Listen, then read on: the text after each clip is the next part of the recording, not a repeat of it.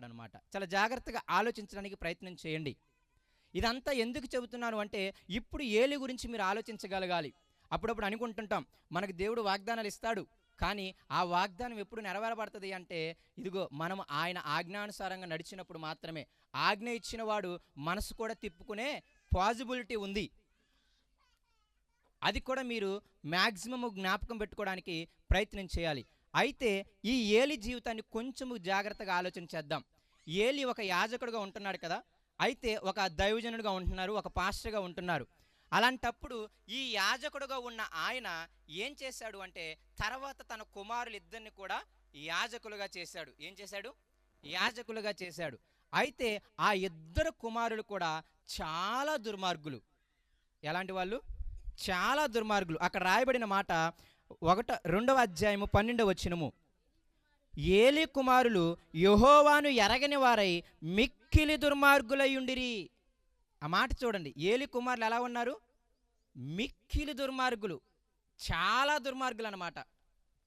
అటువంటి ఏలి కుమారుల్ని ఆయన ఏం చేశారంటే, తర్వాత ఆ యొక్క బాధ్యతలని, యాజకత్వ బాధ్యతలని, ఒక మాటలో చెప్పాలంటే సంఘాన్ని కాసే పని ఆ కుమారులకి ఇచ్చాడు. ఎందుకంటే ఏలి వృద్ధుడైపోయాడు అనమాట. అవునా కదా? మనందరం చూస్తుంటాం కదా, పాస్టర్ గారు ముసలి వాళ్ళు కానీ వాళ్ళ కొడుకులు కానీ వాళ్ళు సంఘాన్ని కాయడం మనం చూస్తుంటామా లేదా? అయితే అలాగే ఈ ఏలి గారు కూడా వృద్ధుడైనప్పుడు, ఇదిగో ఏలి గారి యొక్క ఇద్దరు కుమారులను యాజకులను చేసినప్పుడు వాళ్ళిద్దరూ కూడా మిక్కిలి దుర్మార్గముగా ప్రవర్తించారు. ఈ మాటను మీరు జ్ఞాపకం పెట్టుకోండి. ఇదే స్థితిలో పక్కన మీరు చదవండి, సమూయేలు గురించి చూడండి. ఇద్దరిని కంపేర్ చేయాలి మీరు ఇక్కడ. ఏలి కుమారులేమో దుర్మార్గంగా ప్రవర్తిస్తున్నారు, సమూయేలేమో యెహోవా మందిరంలో పరిచర్య చేస్తూ ఉన్నాడు. సమూయేలు బేసిక్గా వీళ్ళ వంశపు వాడేం కాదు. సమూయేలు ఎవరు? ఎల్కానా, ఎఫ్రాయిము వంశపు వాడు అనమాట. అవునా కాదా? కాబట్టి మీరు ఆలోచన చేస్తే దేవుడు చాలా చక్కగా రాస్తాడు. ఒక బిడ్డేమో దేవుని మందిరంలో ఎదుగుతున్న బిడ్డ, ఒక ఇద్దరు బిడ్డలేమో దేవునికి వ్యతిరేకంగా ఎదుగుతున్న బిడ్డలు. ఆ బిడ్డల వెనక మళ్ళీ తల్లిదండ్రుల యొక్క హృదయాలు. ఒక తండ్రి ఏమో యాజకుడయ్యుండి కూడా పట్టించుకొని స్థితి చూస్తాము. ఇదిగో ఒక విశ్వాసురాలుగా ఉన్న ఒక అన్నమ్మ ఏమో చాలా గొప్ప భక్తిపరురాలుగా మనం చూస్తాం. కాబట్టి ఇక్కడ వీళ్ళిద్దరిని కుమారుల్ని ఎలా చూస్తున్నారో వెనక తల్లిదండ్రులను కూడా మీరు చూడాలి. ఈ రెండు మనము కంపారిజన్ చేసుకుంటూ వెళ్ళినప్పుడు మీకు చూపిస్తాను చూడండి. ఇప్పుడు 11వ వచనం చూడండి. తరువాత ఎల్కానా రామాలోని తన ఇంటికి వెళ్ళిపోయెను. అయితే ఆ బాలుడు యాజకుడైన ఏలి ఎదుట యెహోవాకు పరిచర్య. సమూయేలేమో పరిచర్య చేస్తున్నాడు. దాని కింద వచ్చిన ఎమ్మట ఎవరున్నారు? మళ్ళీ ఏలి కుమారులేమో ఏం చేస్తున్నారు? బహు దుష్టులుగా వ్యవహరిస్తున్నారు. మళ్ళీ చూడండి ఏమంటాడు?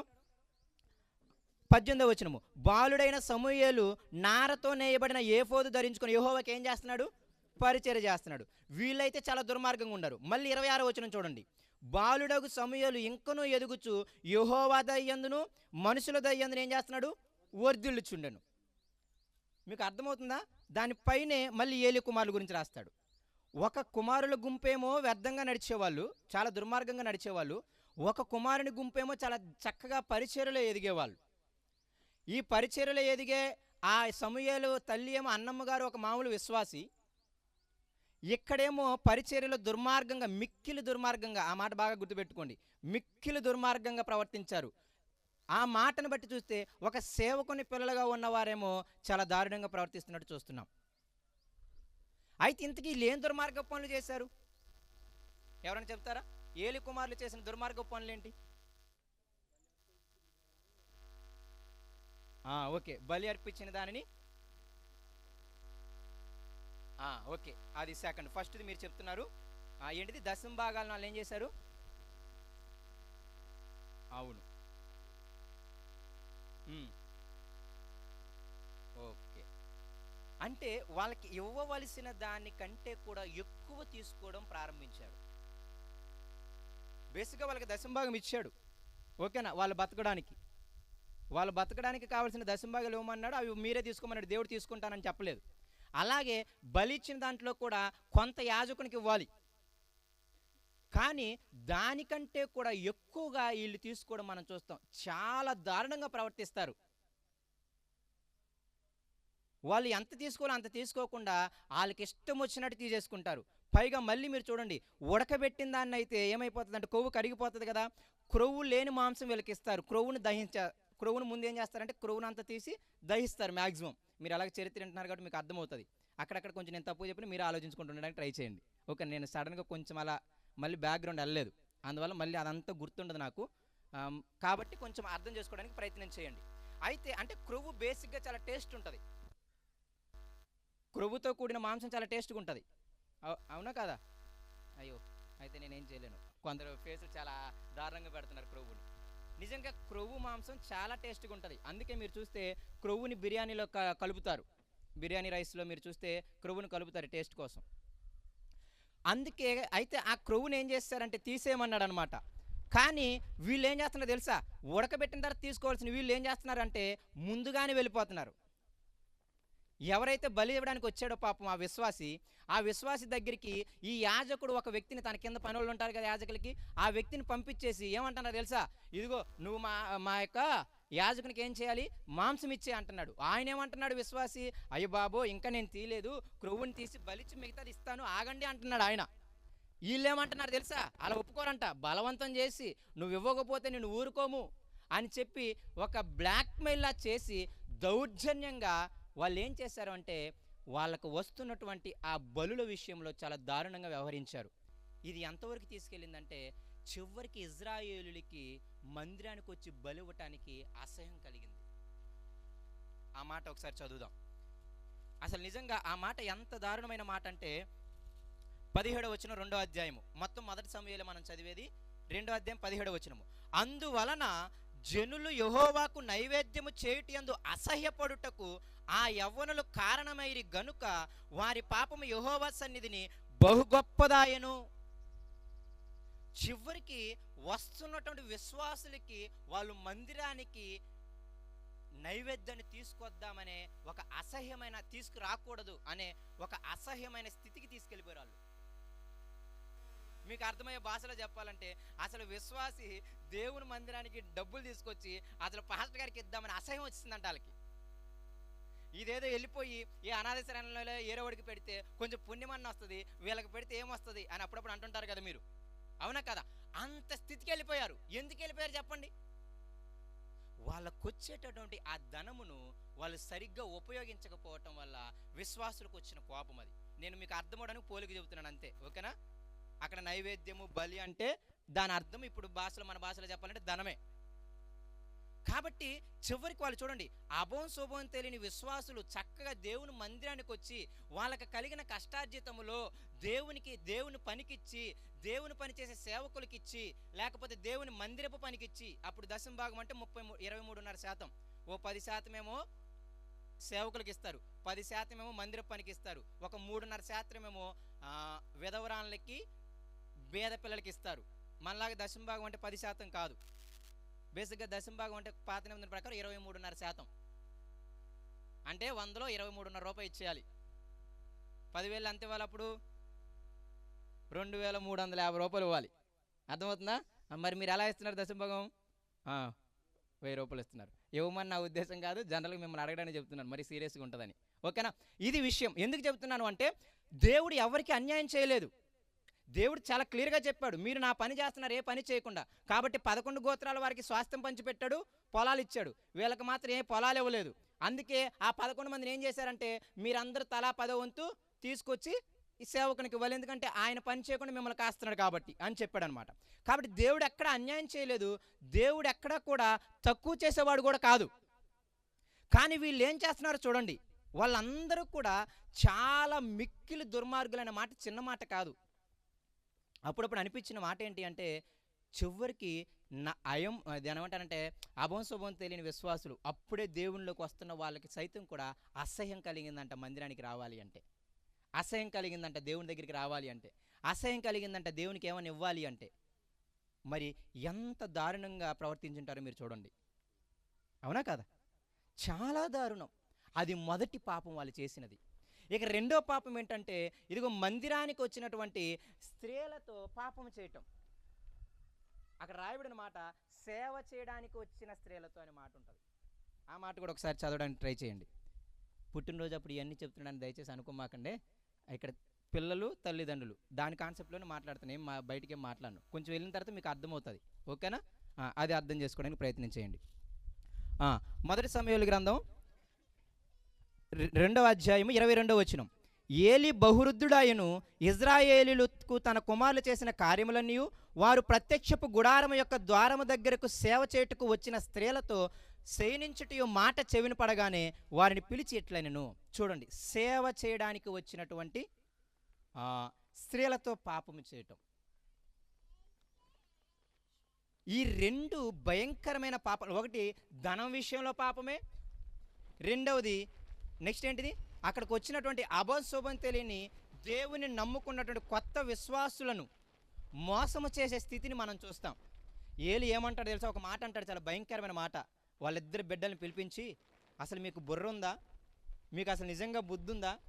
అరే, నరుడికి ఏమన్నా తప్పు చేస్తే యెహోవా వచ్చి యెహోవాకు మొర్ర పెట్టుకుంటే ఆయన ఏమన్నా మాకు సహాయం చేస్తాడు. దేవునికే వ్యతిరేకంగా పాపం చేస్తే ఎవడికి మొర్ర పెట్టాలి అని అడుగుతాడు అనమాట. చాలా భయంకరమైన మాట అది. అంటే అది చిన్న పాపం కాదు. అర్థమవుతుందా మీకు? ఆ మాట కూడా చదవడానికి ట్రై చేయండి. 2వ అధ్యాయము వచనం చెప్తారా? 25. నరుడు తప్పు చేసిన ఎడల దేవుడు విమర్శ చేయును గాని, ఎవరైనా యెహోవా విషయంలో పాపము చేసిన ఎడల వాని కొరకు ఎవడు విజ్ఞాపన చేయును? ఆ మాట చూసారా? అంటే వాళ్ళు ఎంత దారుణంగా చెడిపోయారంటే చాలా దారుణంగా చెడిపోయారు ఏలి కుమారులు.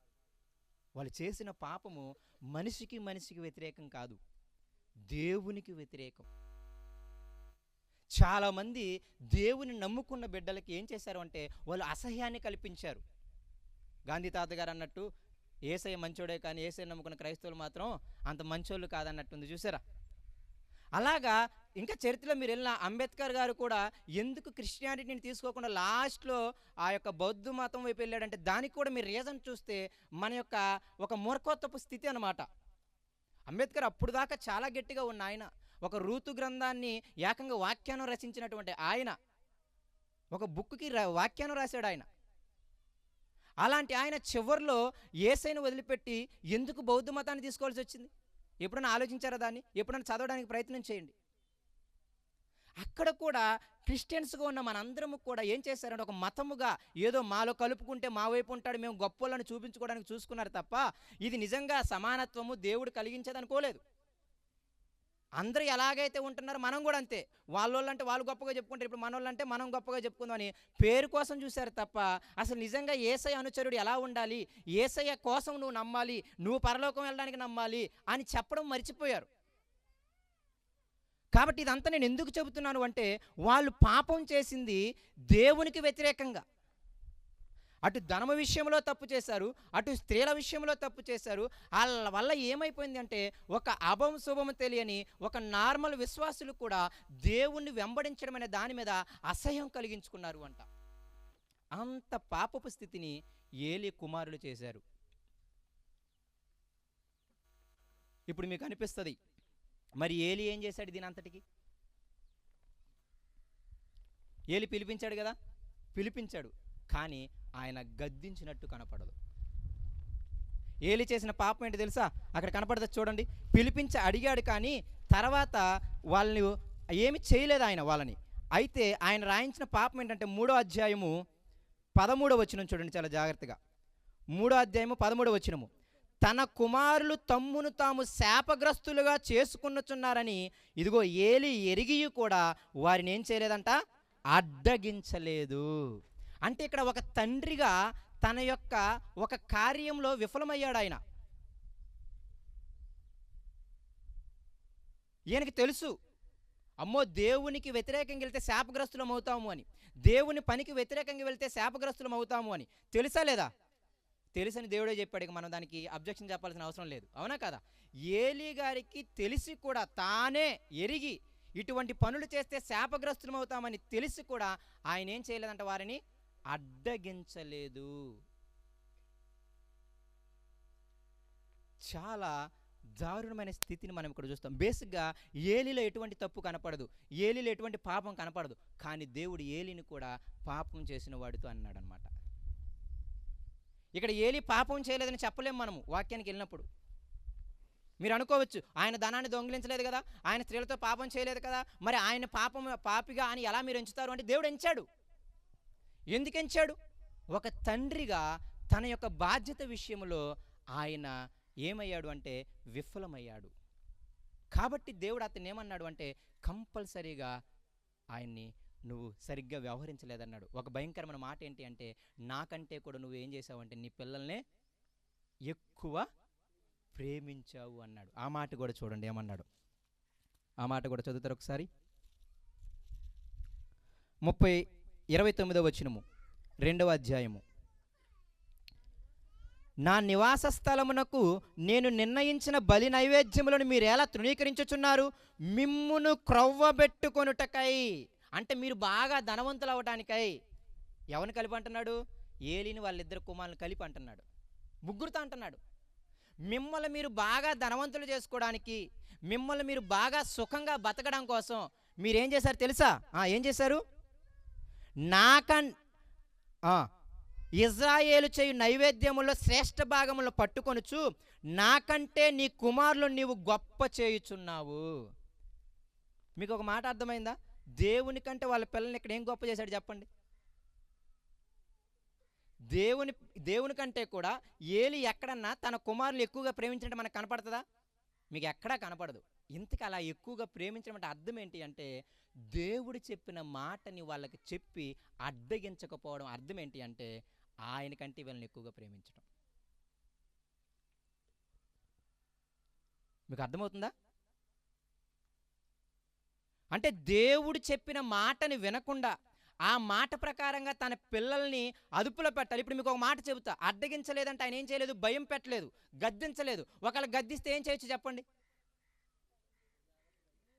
ఎమ్మటే పోస్ట్ పీకేసి సైలెంట్గా బయటికి వెళ్ళిపోండి అనాలి. అంతేనే కదా? వాళ్ళు చేసిన చిన్న పాపం పనేం కాదు. ఇది బాగా ప్రూఫ్ అన్నమాట ఆయన గద్దించలేదు అనడానికి. ఒక దేవుని మందిరానికి వస్తున్నప్పుడు, ఒక యాజకుడిగా ఉంటున్నప్పుడు, ఆ వచ్చే ధనాన్ని నువ్వు సరిగ్గా హ్యాండిల్ చేయకుండా వచ్చే స్త్రీలను కూడా నువ్వు పాపం చేస్తే అసలు వానికి అర్హత ఏముంది చెప్పండి? ఎమ్మటే ఏం చేయాలి? గద్దించాలి. గద్దించిన ఎమ్మటే అయ్యా ఇంకోసారి చేయను అని పశ్చాత్తాపడితే మళ్ళీ ఒక 4-5 నెలలు, ఒక 5-6 నెలలు, ఒక సంవత్సరం అబ్జర్వేషన్లో పెట్టి ఆడు నిజంగా ఉంటున్నాడో లేదో చూసుకొని తర్వాత కంటిన్యూ చేయించాలి. ఒకవేళ గద్దించినప్పుడే నువ్వేంటయ్యా చెప్పేది అన్నాడు అనుకోండి, దెబ్బకు తోసేయాలి. అర్థమవుతుంది మీకు? ఈ 2 పనులు కూడా ఏలి చేయలేదు. దాని అర్థం ఏంటి తెలుసా? దేవుని కంటే వాళ్ళని ఎక్కువగా ప్రేమించాడు. దేవుడి కంటే వాళ్ళని ఎక్కువగా ప్రేమించడం అర్థం అది. దేవుడు చెప్పిన మాటని ప్రకారము ఆ బిడ్డల్ని గద్దించకపోవటము. మీకు సామెతల గ్రంథం చదివితే సొలొమోను ఎంత చక్కగా చెబుతాడో, బెత్తం వాడాలి అని. అవునా కదా? ఆ మాటలు చదువుతుంటే ఎంత బాగా అనిపిస్తుంది తెలుసా? ఆ మాటలు ఒకసారి అక్కడక్కడ మీరు చదివితే మీకు అర్థమవుతుంది.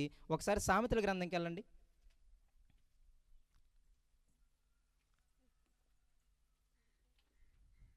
13వ అధ్యాయం చూడండి, 24వ వచనము.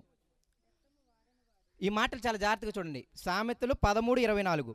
బెత్తము వాడని వాడు తన కుమారునికి ఏంటంట? విరోధి.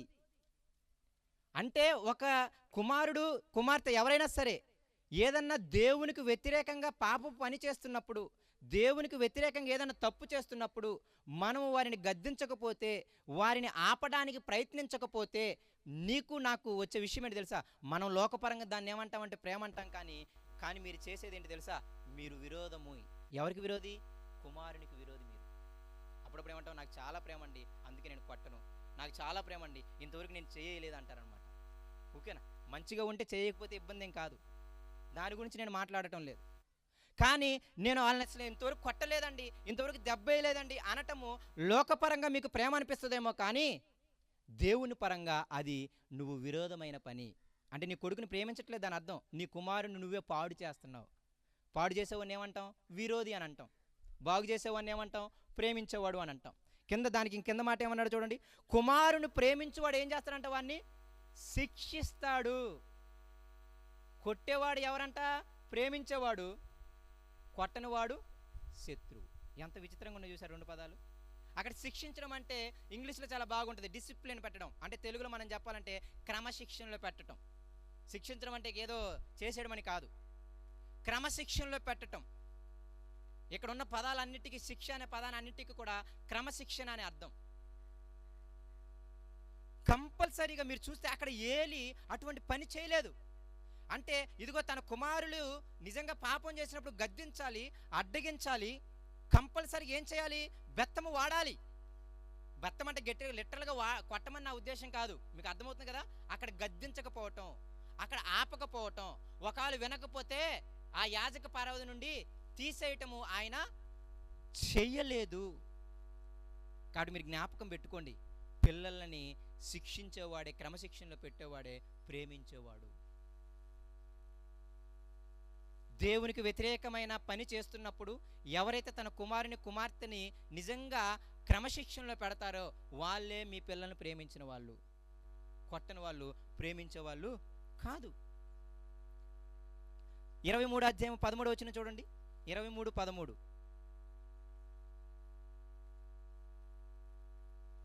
23:13 సామెతల గ్రంథమే. బాలురను శిక్షించుట మానుకొనకుము, బెత్తముతో వానిని కొట్టిన ఎడల వాడు, చూడండి ఏమంటున్నాడు, ఒకవేళ బెత్తముతో కొట్టుంటే వాళ్ళు ఏమయ్యేవాళ్ళు కాదు.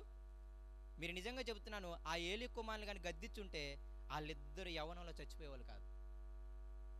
వాళ్ళిద్దరి మరణం చూసి 90 ఏళ్ల వయసులో ఒక దారుణమైన మరణాన్ని ఏలి కూడా చూసేవాడు కాదు. నేను అదే మీకు చెబుతున్నాను, మహిమపరచటములో, గణపరచటములో మనము సరిగ్గా గణపరిచేలాగా తల్లిదండ్రులుగా, పిల్లలుగా సరిగ్గా లేకపోతే దానివల్ల వచ్చే ప్రమాదం చాలా గొప్పది. నిజంగానే చాలా గొప్పది, భరించలేం దాన్ని.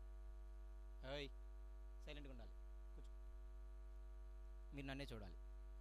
వాళ్ళు తిరిగి అలా వెళ్ళిపోతుంటారు, ఇబ్బంది ఏం కాదు. కాబట్టి చాలా జాగ్రత్తగా కొంచెం ఆలోచించడానికి ప్రయత్నం చేయండి. ఇక్కడ మీరు క్రమశిక్షణలో పెట్టకుండా బెత్తం వాడితే ఏమయ్యేవాళ్ళంట, చావకుండా ఉండేవాళ్ళు. మనము పోనీలే ప్రేమ అనుకొని దేవునికి వ్యతిరేకంగా ఉన్నప్పుడు వాళ్ళని కానీ క్రమశిక్షణలో పెట్టకపోతే దాన్ని ప్రేమ అని అనరు. మీరే వాళ్ళని పాడు చేసేవాళ్ళు, మీరే వాళ్ళు మరణానికి అప్పగించేవాళ్ళు. ఇంకా మాట ఏముందో చూడండి, 14 వచనం కూడా చూడండి. బెత్తముతో వాని కొట్టిన ఎడల, చూడండి ఎంత పెద్ద మాట, పాతాళమునకు పోకుండా,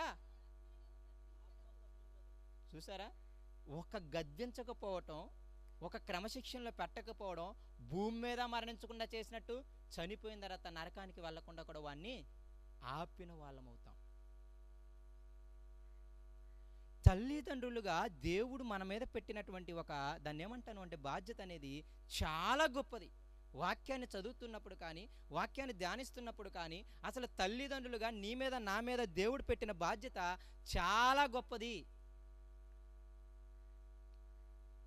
అప్పుడప్పుడు అనిపిస్తుంటుంది, చాలా ఆ విషయాల్లో మనం చాలా విఫలమవుతున్నాం అనిపిస్తుంది. మీరు చిన్నగా తీసుకోమాకండి.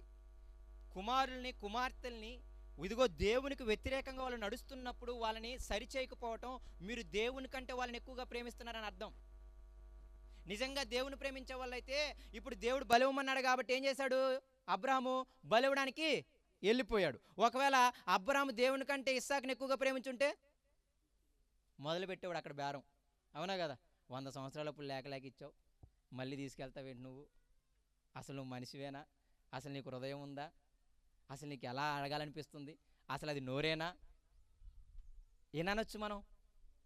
కానీ అబ్రాహాము మారు మాట మాట్లాడకుండా కుమారుని చంపేద్దామని వెళ్ళిపోయాడంటే అక్కడ అర్థం ఏమిటి అంటే, మాట వినటము దేవుణ్ణి ప్రేమించటం.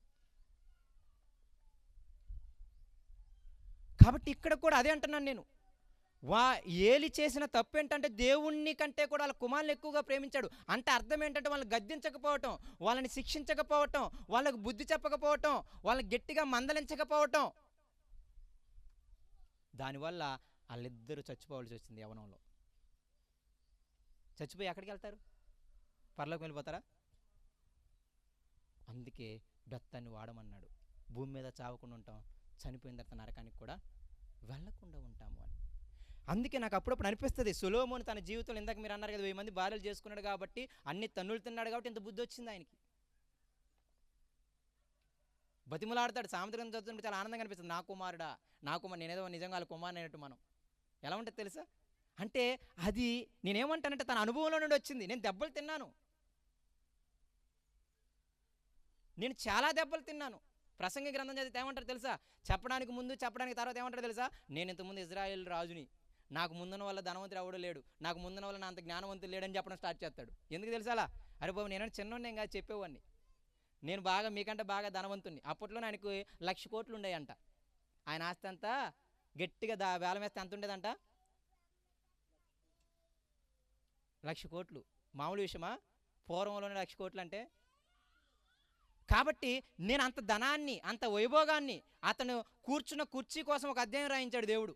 అంత సుఖవైభోగాన్ని నేను అనుభవించాను. ఆయన కుర్చీ వర్ణించడానికి ఒక అధ్యాయం రాయించాడు. అప్పుడప్పుడు అంటుంటాను, అందుకే మీకు అనోకు భక్తి జీవితం కంటే కూడా సొలొమోను కుర్చీ గురించి రాయడానికి ఎక్కువ వాక్యాలు రాశాడు. అనోకు భక్తి జీవితం 2 వచనాల్లో కొట్టేశాడు, కానీ సొలొమోను కుర్చీకి ఒక అధ్యాయం ఎక్స్ప్లెయిన్ చేశాడు. అంటే ఎందుకు ఇవన్నీ మీకు అర్థం అవ్వాలి అంటే ఆయన చిన్నవాడు కాదు. అందుకే ఆయన అనుభవంలో నుండి, ఆయన సామెతలు మిడిల్ ఏజ్లో రాసినవి. అనుభవం ఉంది కాబట్టి చాలా క్లియర్గా చెబుతున్నాడు. మా నాన్న నన్ను కొట్టలేదేమో, మా నాన్న నన్ను బెత్తంతో వాడలేదేమో, లేకపోతే నా దగ్గరికి వచ్చిన వాళ్ళు సరిగ్గా నన్ను గద్దించలేదేమో. ఇంకో మాట చెప్పనా, దేవుడే 2 మార్లు వచ్చి ప్రత్యక్షమైన నేను వినలేదు, కాబట్టి నేను ఇలాంటి తెచ్చుకున్నాను అని చెప్పి. అందుకే ఆయన చాలా క్లియర్గా మీకు అర్థమయ్యే విషయం ఏంటి అంటే అక్కడ బెత్తము అనగా గద్దించటము, బుద్ధి చెప్పటము, ఇలాంటివి చేయకపోతే ఆ పిల్లల్ని భూమి మీద చనిపోయేలా చేస్తాము. తర్వాత కూడా మనం ఏం చేస్తాం? నరకానికి వెళ్ళేవారిలాగా చేస్తాము అని అంటాడనమాట. ఇది అక్కడ అర్థము, ఉద్దేశము. అప్పుడు ఈ మాట వాడతాడు, నన్ను గణపరచువని నేను గణపరుస్తాను, నన్ను తృణీకరించువని నేను తృణీకరిస్తాను. అంటే గణపరచడం అంటే అర్థం ఏమిటి అంటే దేవుడు నిన్ను ఎందుకు పుట్టించాడో, ఎందుకు ఏ పని నీకు నియమించాడో దాన్ని తెలుసుకొని దానికి తగిన విధంగా బ్రతకటము గణపరచటము. ఇదిగో యాజకులుగా నిన్ను పుట్టించాడు, యాజకుడుగా పుట్టించిన నువ్వు ఏం చేయాలి? యాజక ధర్మం వహించాలి. యాజకులుగా నీ పిల్లలను నువ్వు పెంచావు, వాళ్ళు కూడా యాజక ధర్మాన్ని ఏం చేయాలి? దానికి తగిన విధంగా వాళ్ళు బతకాలి. అలా బతకడమే ఆయన్ని గణపరచటము. తండ్రిగా తన బాధ్యతలు తాను వర్తించటము, అదేవిధంగా వ్యవహరించటము, పిల్లలుగా వారి బాధ్యతలను వాళ్ళు వ్యవహరించేలా చేయటమే దేవుని గణపరచటం. నథింగ్ బట్ ఏమంటాను అంటే నిజంగా క్యారెక్టరు. ఆయన గణపరచడం అంటే క్యారెక్టర్ అన్నమాట. ఆయన గణపరచడం అంటే క్యారెక్టరే. కాబట్టి చిన్న విషయం ఏమీ కాదు. ఈవెన్ సమూయేలు కూడా ఎంత భక్తిపరుడు అనిపిస్తుంది మనకి, అవునా కాదా? సమూయేలు గారు కూడా ఎంత భక్తిపరుడు.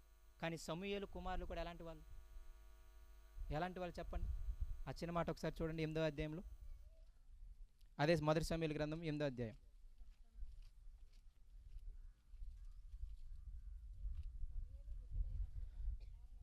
తన కుమారుల్ని ఇశ్రాయేలు మీద ఏం చేశాడు? న్యాయాధిపతిగా నియమించాడు. ఇక్కడ కూడా ఏమంటామంటే అప్పుడప్పుడు ఇప్పుడు న్యాయాధిపతిగా నియమించాడు కదా, అసలు న్యాయాధిపతికి అర్హతలు వాళ్ళకు ఉన్నాయో చూడలేదనిపిస్తుంది సమూయేలు. ఆ పాపం కూడా సమూయేలు మీద నెట్టాల్సి వస్తుంది. కుమారుడుగా పుట్టినంత మాత్రాన వాళ్ళని న్యాయాధిపతులుగా నియమించాల్సిన అవసరం లేదు, అవునా కదా? మరి నిజంగా సమూయేలు అది పరీక్షించుకున్నాడా? నా కుమారులు న్యాయాధిపతులుగా ఉండడానికి పనికొస్తారా లేదా అని పరీక్షించుకున్నాడా అంటే అసలు వాళ్ళకి అర్హత ఉందా లేదా అంటే అక్కడ కూడా ఒక విషయంలో ఫెయిల్ అయినట్టు కనపడుతుంది. మొదటిది నియమించడంలో ఫెయిల్ అయ్యాడనమాట. రెండవది ఏం కనిపిస్తుంది అంటే అక్కడ చూడండి 3వ వచనము, వీరు బెయేర్షెబాలో న్యాయాధిపతులుగా ఉండిరి, అతని కుమారులు అతని ప్రవర్తనను అనుసరింపక ధనాపేక్షకులై లంచములు పుచ్చుకొని న్యాయమును త్రిప్పివేయగా. వీళ్ళు చేసిన ఈ పాడు పనికి ఎంత దారుణమైన పని వచ్చిందో తెలుసా? మాకు రాజు కావాలని కోరుకున్నారు. ఒక విధంగా రాజు కావాలని ఇశ్రాయేలు కోరుకోవడానికి కారణం ఎవరు తెలుసా? వీళ్ళిద్దరు కొడుకులే. చిన్న విషయం కాదు సుమా. వాళ్ళిద్దరు కొడుకులు మంచిగా ఉన్నారనుకోండి, అప్పుడు ఇశ్రాయేలు వచ్చి అయ్యా మాకు సకల మర్యాదలు, లోకంలో ఉన్న మర్యాదలు చొప్పున మాకు కూడా ఏం కావాలి? సకల జనులకు ఏముంది? రాజు ఉన్నాడు, మాకు కూడా ఒక రాజు కావాలని అడిగారా లేదా? అప్పుడు ఏమనేవాడు చెప్పండి? సమూయేలు వచ్చి, ఎందుకు మీకు ఇప్పుడు మేము సరిగ్గా కాయట్లేదా? నా పిల్లలు ఏమైనా సరిగ్గా కాయట్లేదా? మీకు ఎందుకు ఇప్పుడు రాజు అని అనొచ్చా లేదా? సైలెంట్గా వెళ్ళిపోయేవాళ్ళు, అంతేనే కదా? కానీ ఇప్పుడు సమూయేలు కూడా ఏం చెప్పలేకపోయాడు. కారణము పిల్లలని సరిగ్గా పెంచుకోకపోవటం. చిన్న కాదు ప్రియమైన దేవుని పిల్లరా, చాలా పెద్ద భారాలు ఉంటాయి తర్వాత మీరు చూస్తే. అందుకే మీరు చాలా జాగ్రత్తగా ఆలోచించినప్పుడు మీకు అర్థమయ్యే విషయం ఏమిటి అంటే, సమూయేలు కూడా వాళ్ళ పిల్లల్ని పెంచే విషయంలో ఈ 2 లోపాలని మనకి చూపిస్తూ ఉంటాడు. ఒకటి, అసలు వాళ్ళకి అర్హత ఉందా లేదా అని ఆయన గమనించలేదు నియమించే ముందు. నియమించిన తర్వాత వాళ్ళు చాలా దారుణంగా ప్రవర్తించినప్పుడు నిజంగా ఇజ్రాయేలును ఒక వంతుగా రాజును కోరుకోవడానికి ఎవరు కారణమయ్యారు అంటే సమూయేలు పిల్లలు కారణమయ్యారు. ఇక్కడ ఇంకొక మాట మీకు చెబుతాను. సమూయేలు ఎందుకు విఫలమయ్యాడని ఎప్పుడన్నా ఆలోచించారా మీరు? బాగా దేవుని పని చేసి విఫలమయ్యాడు. చాలామంది పెద్ద దైవజనులు ఇచ్చే ఒక వ్యాఖ్యానం ఏమిటి అంటే, ఆయన బాగా పరిచయం చేశాడు. బేతేలుకి వెళ్తున్నాడు, మిస్పాకి వెళ్తున్నాడు, తన ఊరు రామాకి వెళ్తున్నాడు, ఇంకొక ఊరు ఏంటి గిల్దా ఏదో ఉంటుంది, అవునా కదా? 3 ఊర్లు, ఈ 4 ఊర్లు సుమారు ఒక 40-50 కిలోమీటర్ల చుట్టుపక్కల తిరిగి ప్రతి ఊర్లోకి వెళ్ళి ఆయన ఏం చేయాలి? ప్రతి ఊర్లోకి వెళ్ళి ఏం చేయాలి? ఆయన ఇద్దరి మధ్య తగులు తేల్చాలి. అదే ఆయన పని. న్యాయాధిపతి అంటే ఏంటి పని? విశ్వాసులో తగులు వస్తే తీర్చడం అనమాట. ఆయన ఎన్ని ఊర్లు వెళ్తున్నాడు తెలుసా? మిస్పాకి వెళ్తున్నాడు, కాదేశ్కి, ఇంకా 3-4 ఊర్లు ఉంటాయి. రామాయణ సొంతూరు. ఈ 4 ప్రాంతాలు మినిమం ఎన్ని కిలోమీటర్లు అంటే సుమారుగా ఒక 32 కిలోమీటర్ల విస్తీర్ణంలో ఉంటాయి అన్నీ. ఇక తిరుగుతూ ఉన్నాడు, అందరికీ గొడవలని తీరుస్తూ ఉన్నాడు. ఆ క్రమంలో తన కుటుంబాన్ని పట్టించుకోవడం ఫెయిల్ అయ్యాడని అంటారు. సేవకుడిగా ఇది చదువుతున్నప్పుడు, సేవకునిగా ఇదంతా ధ్యానిస్తున్నప్పుడు మనకు ఉండాల్సిన భయం ఏంటి అంటే, మన పిల్లలు, మన కుటుంబము. అందుకేమంటాడు అంటే, సేవకులుగా ఉన్నవారు కంపల్సరిగా మీరు ప్రార్థించాలి. దేవా, నా పిల్లల యొక్క మనసు నాకు తెలియచేయి, నా పిల్లల యొక్క ప్రవర్తన నాకు తెలియచేయి, నా యొక్క కుటుంబం యొక్క ప్రవర్తన నాకు తెలియచేయి, వాళ్ళు ఎలా ఆలోచిస్తున్నారు, వాళ్ళు ఎలాంటి చేష్టలు చేస్తున్నారు అని దేవుణ్ణి అడగటము, మనము వారి మీద కూడా ఒక కన్నేసి ఉంచటము, అది కూడా ప్రాముఖ్యమే అని అంటారు. పరిచర్య ఎంత ప్రాముఖ్యమో అందుకే అప్పుడప్పుడు అనిపిస్తుంది తిమోతిలో సేవకుడికి ఇచ్చేటప్పుడు ఇంటి వారిని బాగుగా పాలించాలని. ఎందుకు కంపల్సరీ కండిషన్ పెట్టాడంటే, మేబీ ఇలా సమూయేలు లాంటి వాళ్ళు ఫెయిల్ అయ్యారనేమో. అర్థమవుతుందా మీకు? కంపల్సరీ అధ్యక్ష పదవి ఆశించేవాడు ఏమై ఉండాలి? తన ఇంటిని బాగుగా పాలించేవాడై ఉండాలి అని అంటాడు. ఎందుకు ఆజ్ఞ పెట్టాడంటే, ఇలాంటివి జరిగినాయి కాబట్టి అనిపిస్తుంది. తండ్రులు చాలా గొప్పగా ఉన్నారు, కానీ కుమారులు చాలామంది చెడిపోయారు. గిద్యోను కుమారుడు సరిగ్గా ఉన్నాడు, దావీదు కుమారుడు చనిపోయాడు చాలామంది, సొలొమోను కుమారుడు రెహబాము పోయారు. ఇలాగ మీరు కుమారుల చరిత్ర తీసుకున్నప్పుడు చాలా ఇబ్బంది పాలు మీరు చూస్తారు. అందుకే దేవుడు కంపల్సరీగా చెప్పినట్టున్నాడు, ఇదిగో మీరందరూ ప్రార్థించాలి అని. ఈ మాటలు చెబుతున్నప్పుడు ఏదో అనడానికి నా ఉద్దేశం కాదు, కానీ మనందరము భయం కలిగి ఉండాలి. మన పట్ల, మన పిల్లల పట్ల, మన కుటుంబీకుల పట్ల మనము భయం కలిగి ఉండాలి. అటువంటి మంచి మంచి భక్తి పరులు, వాళ్ళ పిల్లలే సరైన స్థితిలో లేనట్టు మనం చూస్తున్నాం, వారి పిల్లలే సరైన స్థితిలో నడవనట్టు మనం చూస్తున్నాం. వాళ్ళంత భక్తి పరులము మనము కాదు, వాళ్ళంత స్థితిగతులు మనకి కాదు. అలాంటప్పుడు మనం ఇంకెంత భయం కలిగి ఉండాలో మీరు చూడండి.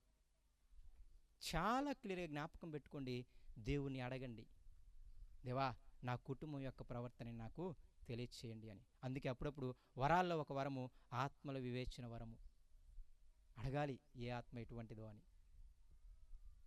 అపేక్షించాలి అటువంటి వరాలని.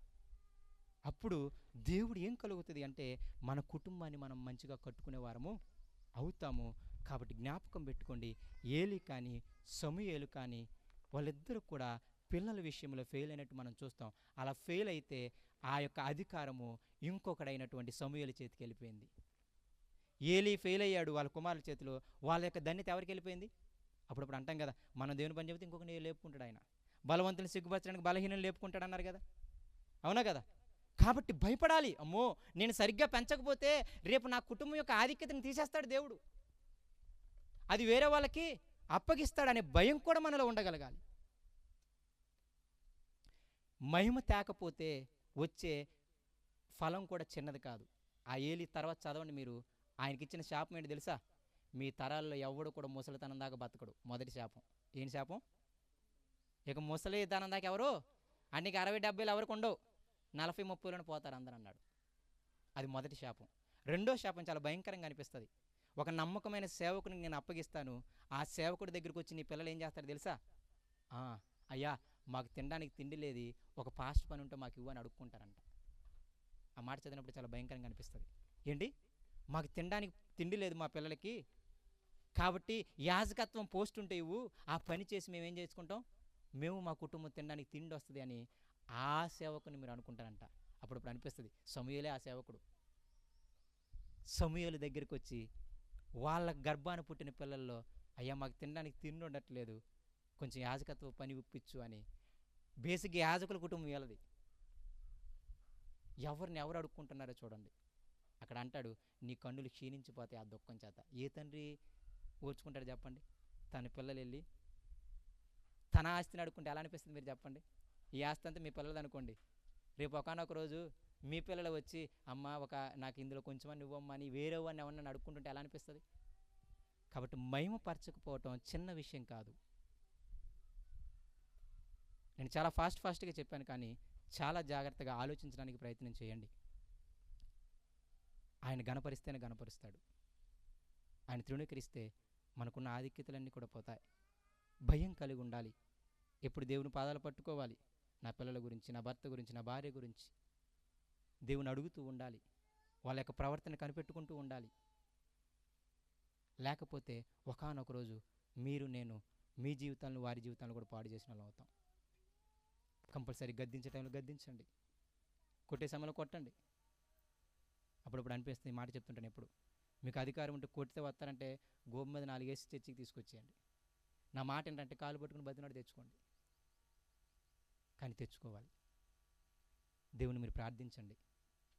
నా పిల్లల గురించి, నా భార్య గురించి, నా భర్త గురించి, అయ్యా వాళ్ళ తెలివి ఎలా ఉంటుంది, వాళ్ళ యొక్క పరిస్థితులు ఎలా ఉంటున్నాయి, వాళ్ళు నీకు వ్యతిరేకంగా వెళ్తున్నారు, నీకు ఇష్టంగానే ఉంటున్నారా లేదా?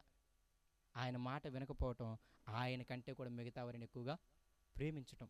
కాబట్టి ఈ విధంగా మనందరము కూడా తల్లిదండ్రులుగా మీరు మీ పిల్లల పట్ల అలా ఉండండి.